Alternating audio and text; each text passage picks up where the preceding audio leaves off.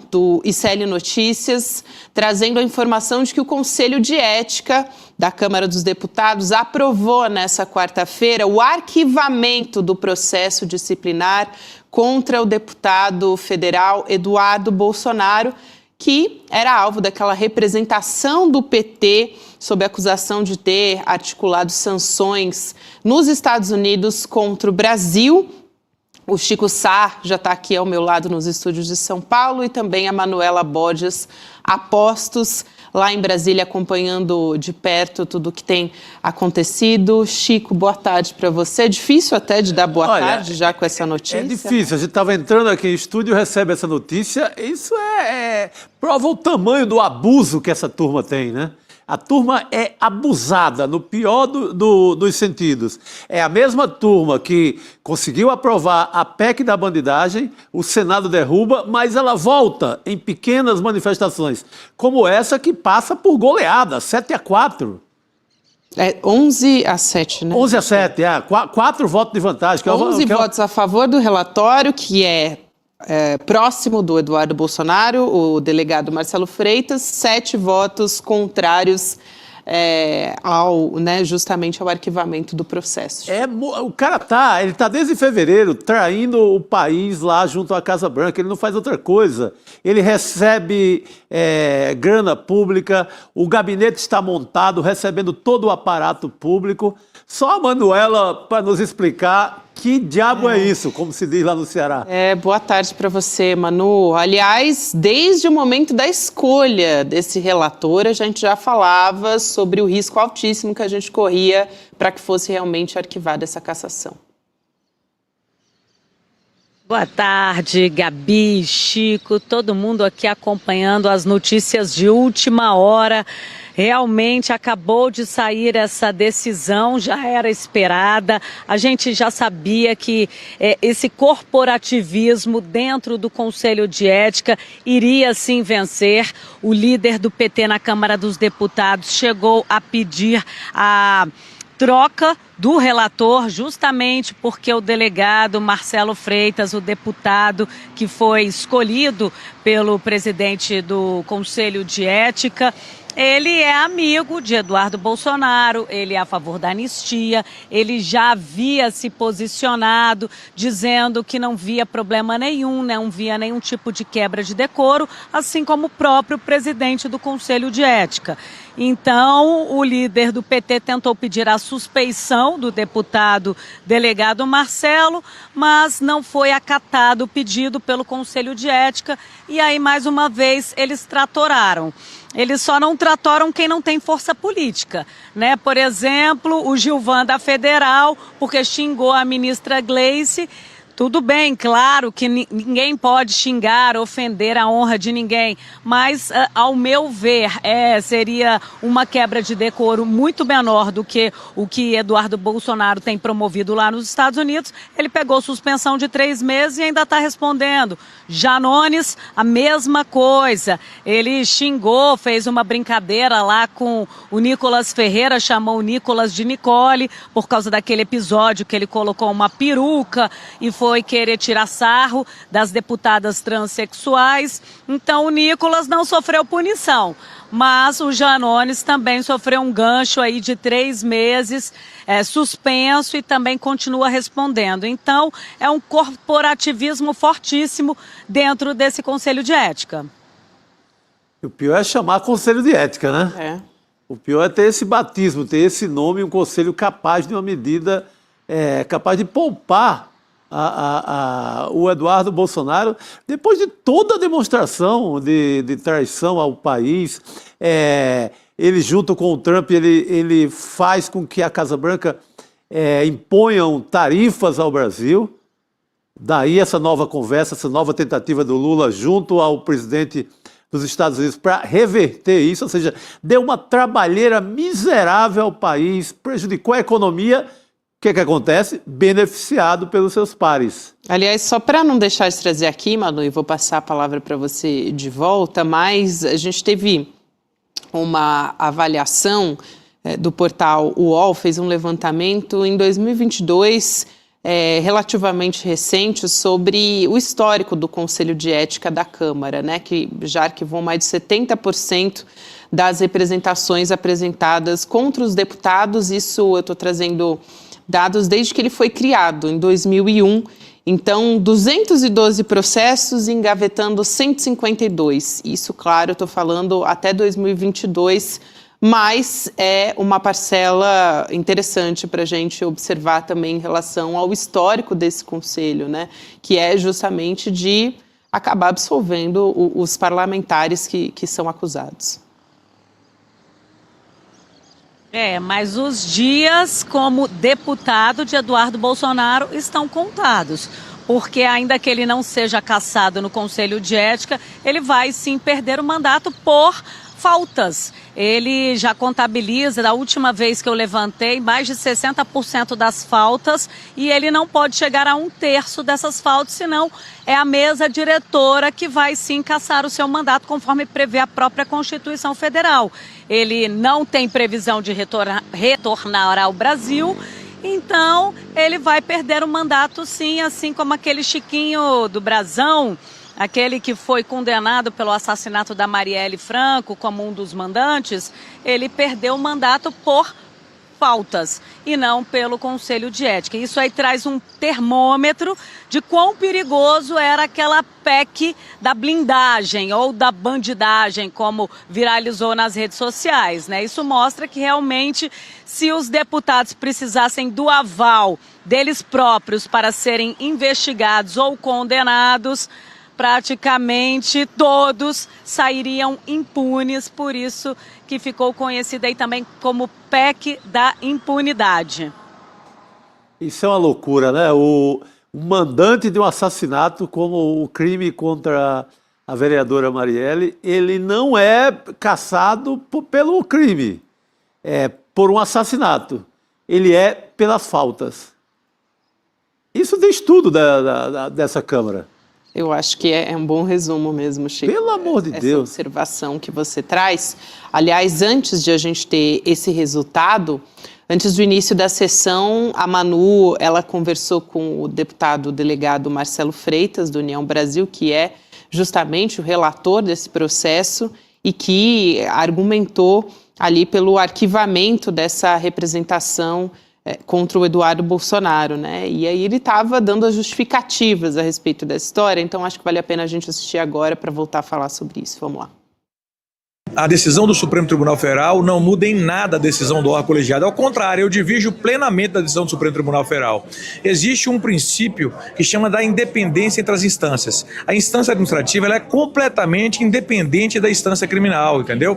Razão pela qual nós entendemos que o colegiado, olha aqui, o colegiado que tem 21 membros é que vai decidir se o nosso voto é procedente ou não. É uma decisão técnico-política. O meu voto ele tem um viés técnico, eu defendo a imunidade parlamentar material, essa é a mesma imunidade que foi defendida em várias outras situações, inclusive para o próprio representante, para o próprio presidente do Partido dos Trabalhadores, senador Humberto Costa. Ele teve, inclusive, em Washington, fazendo pleitos em favor da democracia brasileira. Ora, se ele fez, por que outro deputado não teria o direito de fazê-lo?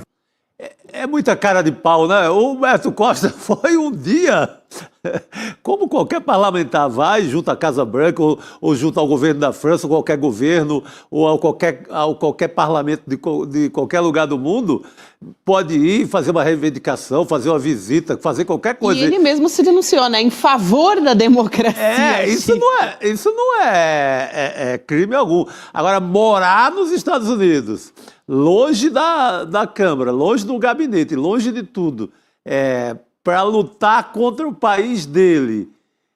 Gente, sem exercer o mandato no Brasil, exercendo por correspondência, não dá. Mas é muita cara de pau esse delegado, né? Eu dei uma apertada nele. Ah, que bom, pelo amor de Deus.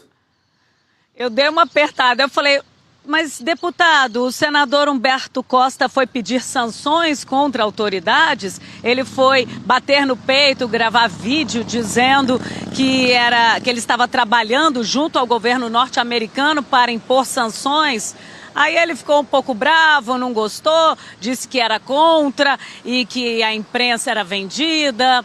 Enfim, eu também questionei se não pesava, né, no Conselho de Ética o deputado Eduardo Bolsonaro ter sido denunciado pela Procuradoria-Geral da República por coação da Justiça, e ele que está com processo aberto lá no Supremo Tribunal Federal. Aí ele também atacou o ministro Alexandre de Moraes, atacou a Suprema Corte, diz que não acredita no processo, que não existiu coação. Eu falei, deputado, ele próprio cria provas contra si mesmo. É ele que está produzindo essas provas, né? Não é a posição, não é o governo. Aí ele ficou meio que sem palavras.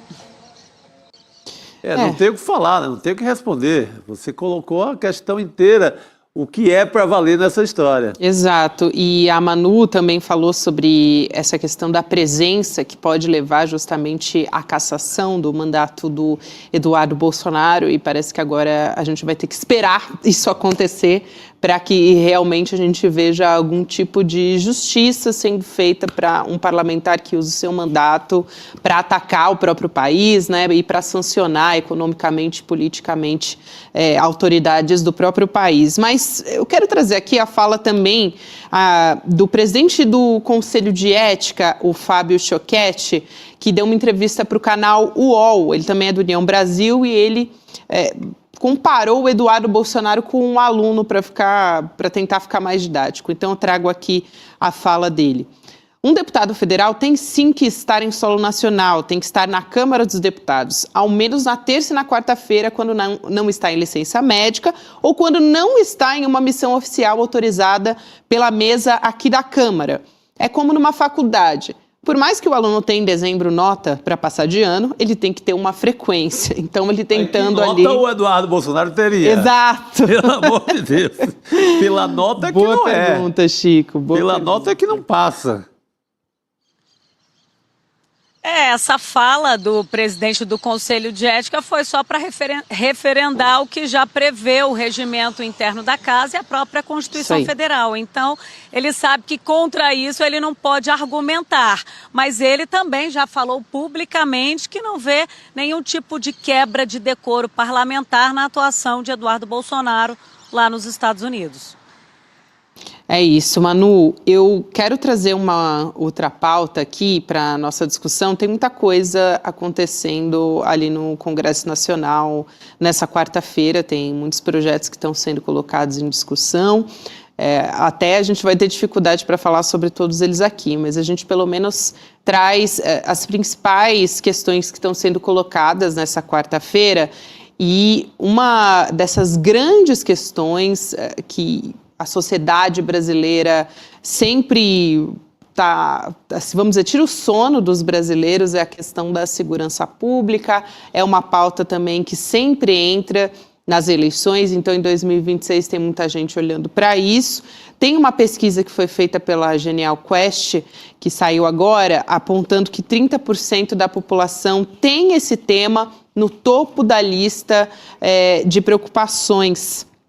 Então, isso é um dado bastante relevante aqui para falar. Até na semana passada saiu um outro que eu acho que dá para citar também, sobre Datafolha, mostrando a presença de facções e milícias na vida das pessoas, das comunidades. Atinge 19% da população brasileira. Então, essa questão da segurança pública está ganhando muita relevância com a proximidade das eleições.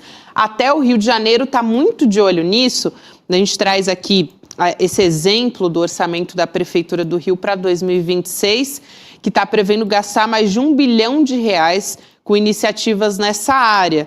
Então, tem um aumento, em comparação com o que estava previsto para esse ano de orçamento, aumento nominal de quase 36%. Isso é importante, então o tema vai servir de vitrine para o Eduardo Paes, que é prefeito hoje, né? Se ele deixar o cargo para concorrer a governo do estado, ele quer usar isso como uma vitrine também, está apostando nisso. E no caso do governo federal, Chico e Manu também, o ministro da Justiça, Ricardo Lewandowski, enviou hoje para a Casa Civil um projeto de lei para endurecer as penas, né, para organizações criminosas. Então, foi chamado, o apelido desse projeto é um projeto de lei antifacção. e precisa ser aprovado ainda pelo Congresso. Daqui a pouco a gente vai discutir ponto a ponto. Manu, ainda não tem data para isso acontecer, mas eu acho que vale a pena a gente começar essa discussão antes de trazer ponto a ponto aqui do projeto antifacção, projeto de lei antifacção.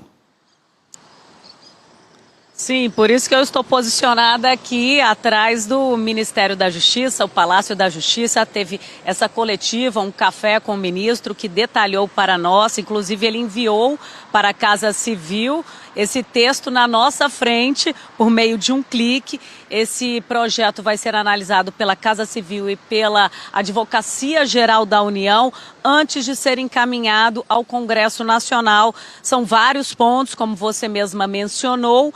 E eu perguntei para o ministro se era um pacote fechado ou se poderia ser, inclusive, fracionado para facilitar a tramitação. Ele diz que pode sim ser fracionado, tudo depende, claro, do aval lá do Palácio do Planalto e da AGU para entender de que forma esse projeto pode melhorar a segurança pública, trazendo aí o endurecimento de penas e medidas contra o crime organizado.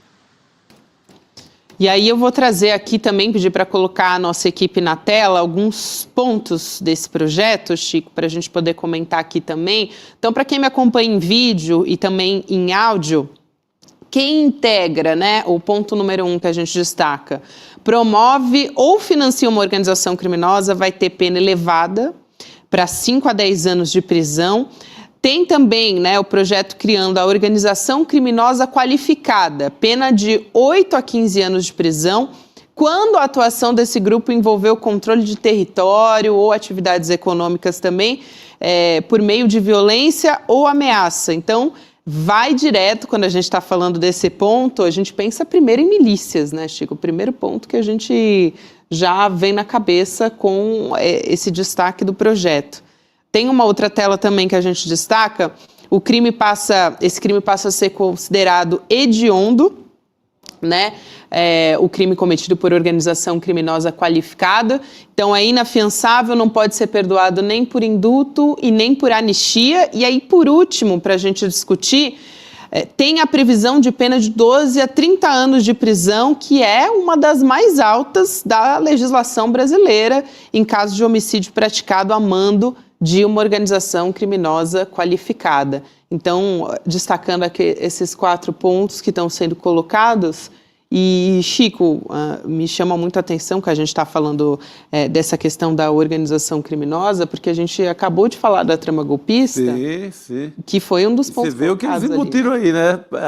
Vetando a anistia. Justamente. Porque sabe que está todo mundo pensando em anistia, que a extrema-direita pensa muito em depois dar ali saidinhas, anistiar e etc.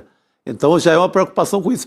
Na verdade é o governo se mexendo, né, num tema que abala muito a população. Você tem trabalhador sendo roubado em parada de ônibus de manhã, uma diarista que sai lá da Zona Leste e vai trabalhar na Zona Oeste, é roubada no deslocamento. Isso atinge muito os trabalhadores, né, nas cidades como São Paulo, e é o governo se mexendo. Eu acho que o governo se mexeu muito bem também naquela história da Polícia Federal em cima das organizações criminosas aqui em São Paulo, na Faria Lima. Isso. Ou seja, em cima dos bacanas, porque normalmente quando se pensa em criminalidade no Brasil, todo mundo corre para a favela para chutar a porta de barraco.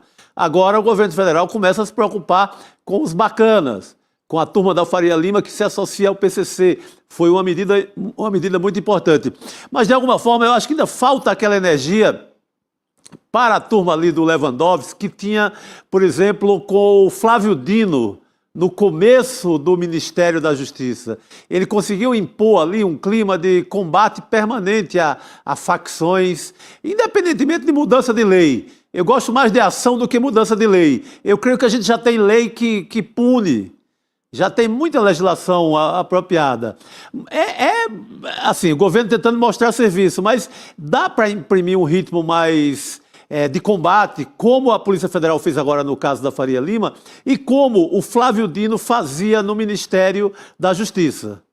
Ali era um belo modelo. Eu acho que ele, a essa altura, se continua aquele ritmo, o Flávio Dino estaria consagrado, porque era um governo federal mostrando preocupação com segurança pública no Brasil. Ele se comunicava muito bem também, Chico. Comunicava muito bem o que estava fazendo. Isso. Exatamente. Por exemplo, ele adotou, porque não é invenção dele, um modelo muito simples, que era bloquear a grana de facção criminosa no Brasil. Vamos ali com o COAF, vamos em cima do dinheiro. Deixa os caras sem o dinheiro, pronto. Deixa os caras sem o produto do roubo.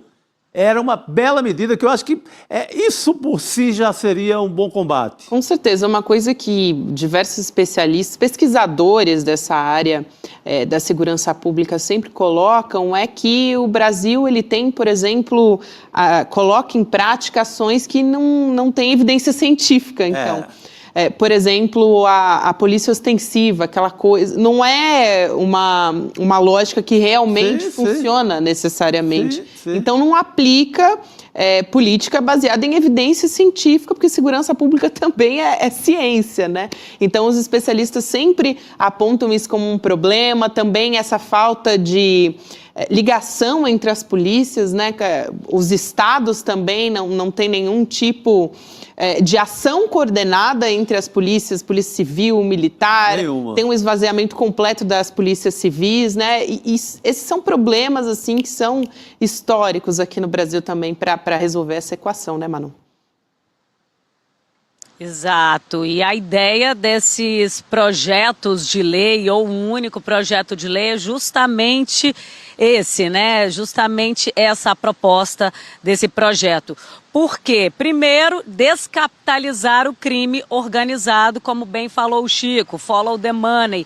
Então, hoje já existem determinações judiciais para bloquear os bens, para apreender veículos, apartamentos, só que às vezes o prazo não é tão rápido, então uma das mudanças é diminuir esse prazo, ser uma coisa automática, esse bloqueio de bens do crime organizado. Tem também esse Banco Nacional com os perfis e os dados dos integrantes de facções criminosas. Esse banco de dados vai ser compartilhado por toda a segurança, todas as forças de segurança, Polícia Civil, Polícia Federal, Polícia Rodoviária Federal, guardas municipais. A ideia realmente é integrar o sistema de segurança pública, como tem também a PEC, né, que o ministro também já encaminhou para criar esse sistema de segurança pública único, um sistema único de segurança pública. Esse projeto vai estar tramitando, é uma proposta de emenda à Constituição, já está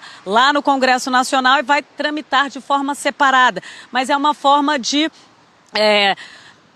ampliar e colaborar e, na verdade, me faltou aqui até a palavra, complementar esse projeto, que esse projeto visa atacar o crime organizado, mas sim, a segurança pública tem que estar unificada, tem que ter os dados tramitando no sistema, como muito bem a Gabi falou. Do contrário, fica enxugando gelo, né? Prende aqui, solta ali, não conhece o perfil do criminoso. Então, tem também a história de criar um CNPJ fictício. O ministro detalha isso, a gente tem esse trechinho, né, da fala dele. Para que serve esse CNPJ fictício? A polícia, o sistema de segurança, vai poder criar uma empresa falsa para lidar com o crime organizado, para infiltrar no crime organizado e penetrar e entender de perto como é que acontecem essas transações, justamente follow the money, para poder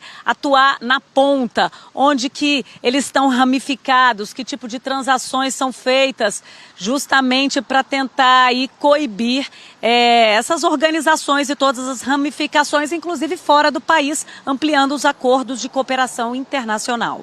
Manu, aproveitando que você citou essa fala do ministro Ricardo Lewandowski, a gente vai assistir esse trecho agora. Vamos lá. O que se tem hoje, tradicionalmente, em outros países, é infiltração de policiais, que se fazem passar por delinquentes, que agem como se fossem membros da organização criminosa. Mas a organização criminosa hoje é extremamente sofisticada, ela não pratica só crimes, matando, roubando, furtando, ela monta empresas que transacionam com outras empresas. Então, nós perfeitamente, as autoridades podem eventualmente criar uma empresa fictícia para transacionarem com essas empresas usadas como fachadas ou usadas para fins ilícitos e assim perceber o modus operandi, o modo como operam essas empresas. Então, esse exemplo que traz a Manu justamente sobre criar um CNPJ para entender como é que funciona, né, Manu, internamente esse esquema das organizações criminosas. E também fortalecer a inteligência das polícias. É o que vocês falaram, não é chegar derrubando um barraco lá na favela. Não, é chegar no topo, é na Faria Lima, né? Essa operação Carbono Oculto que aconteceu, que desbaratinou o trabalho das fintechs junto com o crime organizado, aí abraçando essa organização criminosa. Então a ideia é trabalhar com inteligência, com investigação, para poder cortar o mal pela raiz. São mais de 80 facções criminosas hoje atuando no Brasil, de acordo com o ministro da Justiça, Ricardo Lewandowski. É isso, Manu, obrigada por hoje. A gente trazendo aqui os destaques que a Manu acompanhou muito de perto, o lançamento desse projeto, que ainda não tem data para ser avaliado no Congresso Nacional, mas é uma primeira ação do governo federal, mostrando uma preocupação com isso para as eleições de 2026. Vai enfrentar um Congresso que é a favor da PEC da bandidagem, vai enfrentar um Congresso que libera geral para o Eduardo Bolsonaro. É isso. Vai enfrentar um Congresso onde estão acusados de envolvimento com o PCC. Via fintechs, como foi... Eu questionei ao ministro. Exatamente, Manu, você foi no ponto. Então, não é um bom lugar, não é um bom terreno para plantar essas ideias do Lewandowski. Mas, quem sabe, né, por uma zebra passa. Eu acho que não passa, mas tem que tentar alguma coisa, tem. A extrema-direita também quer voto em 2026, né? Agora. Mas não vai querer a ideia do governo Lula. É isso. Vai querer aquelas ideias de extermínio. Polícia na rua, né? Aquelas ideias de esquadrão da morte, aquela coisa daquela natureza da extrema-direita. Não vai querer combate efetivo ao crime, isso. Bloqueio de bens, bloqueio da grana. Não, eles querem aquela história da rota sair, que o Maluf fala desde 1900, a rota na rua, vai querer aquele tipo de coisa, sem nenhuma novidade. Eu questionei o ministro se tinha clima para aprovar, principalmente na Câmara dos Deputados, que a gente vê o Senado mais alinhado com o governo federal. Por exemplo, em setembro, início de setembro, eles aprovaram aquele projeto do devedor contumaz, que é um tipo de operação do crime organizado, que abre vários CNPJs e deve ao governo, nunca paga. Então, foi uma resposta, inclusive, também a essa operação Carbono Oculto. Aí foi para a Câmara dos Deputados, ninguém lembra que esse projeto existe. Eu perguntei, ministro, vai caminhar no Congresso? Por isso é que ele falou sobre o possível fatiamento desse texto, aprovar alguns pontos que teriam mais consenso, como, por exemplo, endurecimento de penas. Isso aí, a extrema-direita, não tem dificuldade de votar para endurecer a pena dos criminosos. E alguns pontos que pode ser mais fácil de tramitar. Então, é meio que nesse sentido, mas ele diz que há sim uma boa vontade, que ele acredita no Congresso brasileiro, temos que acompanhar. É isso aí. Isso aí, Manu, obrigada por hoje, a gente se vê em breve, querida. Bom trabalho por aí em Brasília. Um beijão. Valeu, gente, ótimo programa, um beijo grande. Boa noite, querida. Manu. Agora a gente chama Rodrigo Viana para a nossa mesa nessa quarta-feira. Estava aqui lembrando do Maluf, com a sua frase clássica. É que, além de tudo, é um cacófato, né? A rota. Ele gostava de a rota na rua. De políticas que você mostra, mas que não funcionam de verdade, né? Para você dizer que está fazendo, e é algo que a extrema-direita faz muito bem nessa área da segurança pública, né? Atuar por meio do medo, colocar o medo nas pessoas, mas você não tem uma política efetiva. Exatamente. Ilude, né? Ilude como, sei lá, a política de segurança agora do DERIT aqui em São Paulo. Vai lá na Baixada Santista, mata 30 pobres, e pretos de preferência, segundo a política deles. Aí quer passar para a população de São Paulo, que está combatendo o PCC, que está resolvendo. 5 dias depois, o PCC estava batizando até o drink da classe média de São Paulo. Ele estava matando gente no aeroporto. E matando gente no aeroporto à luz do dia. Então, são operações que nada resolve, só ilude, né? Ah, matamos 30 pobres, então vai ter menos criminalidade. O raciocínio medieval é esse. Resolve nada, mas o cara vai lá, mostra na TV, no horário eleitoral, estamos no combate firme. Aí vai o PCC ali a 10 metros do gabinete dele, no Palácio dos Bandeirantes, continua com todas as operações. O PCC, junto com as fintechs, algumas fintechs, não são todas, na Faria Lima, botando para quebrar. Então é ilusão. Chico, ontem a gente estava falando aqui, para trazer um outro assunto, sobre o Vladimir Herzog, sobre o documentário original do ICL. O lançamento vai ser amanhã. Opa. Então eu queria trazer esse convite aqui para a nossa comunidade. Então, nesse dia 25 de outubro, que é sábado, a gente tem os 50 anos do assassinato do Vladimir Herzog. É a data em que o jornalista foi assassinado pelos militares no período da ditadura. Então a gente vai ter uma estreia amanhã, quinta-feira, dia 23, do documentário original do ICL, que é uma homenagem à memória, claro, do Vlado, mas também a gente vai recapitular como é que foi esse assassinato, como é que tudo aconteceu. Então a gente vai trazer um trailer aqui para a gente ter uma ideia do que vai trazer esse novo documentário original do ICL. Vamos lá. Comecei a ouvir os gritos do Vlado.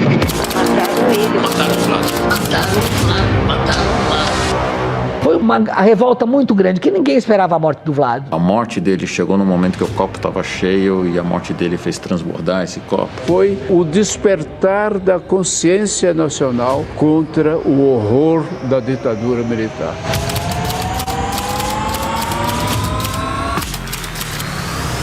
Falar de Vlado hoje é falar da alinhadura do Exército de 75, que desagou em Bolsonaro, que elogia a Ustra no impeachment da Dilma.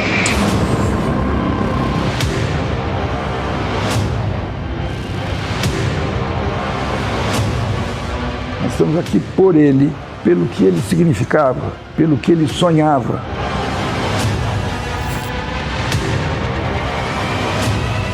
Tem que sempre falar desses casos para que a gente consiga justiça para essas pessoas, reparação para as famílias e, principalmente, buscar a não repetição. Então vai ser amanhã, logo depois do N2, Rodrigo, colado com a gente aqui, 7 horas da noite, a estreia do documentário do Vlado. E no fim de semana, um ato para lembrar os 50 anos. Aqui, né? Em São Paulo, um ato público lá na Praça da Sé. Vai repetir, na verdade, o ato ecumênico. No mesmo local onde houve o ato ecumênico comandado pelo Dom Paulo Evaristo Arnes e por outras lideranças em 75. Então, amanhã, quinta-feira, o documentário e no fim de semana, no sábado, se não me engano, né? Isso. No sábado, a missa para relembrar os 50 anos da morte do Vlado Herzog. E também tem a estreia do podcast, né? Podcast. O podcast Herzog, a foto e a farsa, que o Camilo Vanucci, que vai narrar toda essa história, ele fala especificamente sobre aquela foto que foi forjada, como se o Vlado ele tivesse cometido suicídio. Mas a gente sabe que é um símbolo das mentiras da ditadura, essa foto, né? Justamente. Então, vai lá em icl.com.br/Herzog, ativa o seu lembrete para você não perder. A gente já viu aqui, né, um gostinho do que vai ser o documentário, mas está realmente muito, muito bem feito. E a gente precisa continuar lembrando, né, honrar a memória do Vlado e continuar aí na luta, junto com os familiares e os amigos, né, que perderam muita gente. Não, e assim, é muito triste, mas é muito importante isso que aparece aí no trailer, né?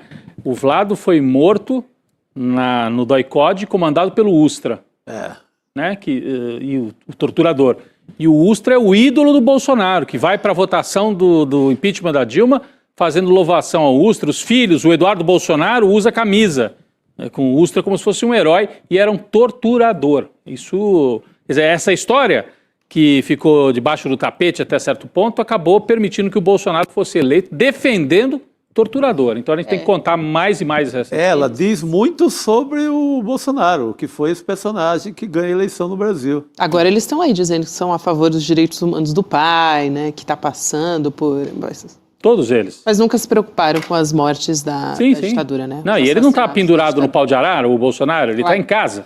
Ele tá fazendo festinha de aniversário, ele está recebendo o Valdemar todo dia. Está tendo todos os direitos que a Constituição e a democracia permitem. Não é a ditadura, lá sim, ditadura, pau de arara, tortura e morte, né, Gabi? Inclusive não é tem outros bolsonaristas aí pedindo direitos humanos, né, presos por aí afora. Nós vamos